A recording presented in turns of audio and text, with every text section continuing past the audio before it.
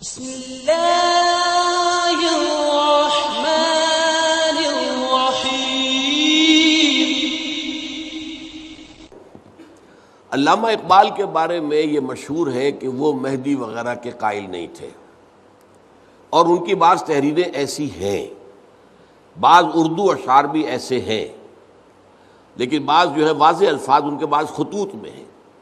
کہ یہ مجوسی روایات ہیں جو اسلام میں آ گئی ہیں، کوئی مہدی نہیں، کوئی عیسیٰ نہیں، عیسیٰ کا نزول بھی نہیں۔ یہ کچھ میں سمجھتا ہوں کہ علامہ اقبال پر کوئی دور آیا ہوگا، اس سے ہم یہ نہیں کہہ سکتے کہ علامہ اقبال جو ہے مہدی کے قائل تھے، جبکہ ان کی وہ تحریریں بھی موجود ہیں۔ بہرحال ایک بات تو یہ ہو گئی جو میں نے آپ کو بتائی ہے علامہ اقبال کے بارے میں کہ حضرت مہدی کے بارے میں اگرچہ ان کی اردو کچھ خطوط کے اندر تحریریں واضح ہیں کہ وہ اس کو نہیں مانتے،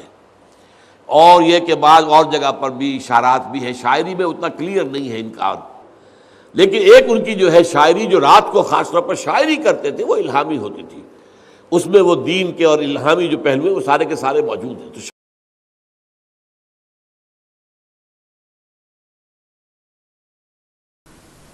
اور اس کے ضمن میں اب میں علامہ اقبال کے بارے میں آخری بات کہہ رہا ہوں۔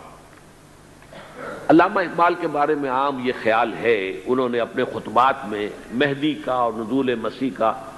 حالانکہ میں کل پڑھ رہا تھا مولانا سید احمد اکبر آبادی رحمۃ اللہ علیہ کا ایک مقالہ ان کا کہ علامہ اقبال نے ابن خلدون کے بارے میں یہ کہا ہے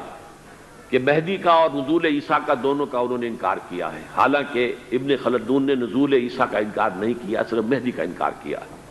بہرحال علامہ اقبال نے خطبات میں انکار کیا ہے۔